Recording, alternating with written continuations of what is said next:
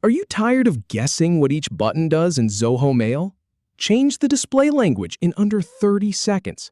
I'll show you two ways to do it: the standard menu path and a quick search trick. Let's start with the gear icon. Start by clicking the Settings gear icon in the upper right corner.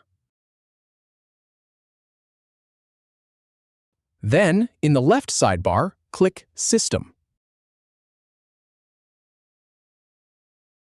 Now, locate the Language section on this page. From the drop-down menu, select your preferred display language. Alternatively, you can search for the language using the search bar. Just type the language name into the search field. Then, click the language from the results. The change will be saved automatically.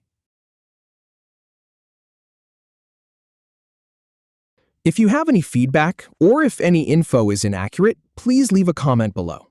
We'll do our best to answer or redo the video if needed. Thanks for watching.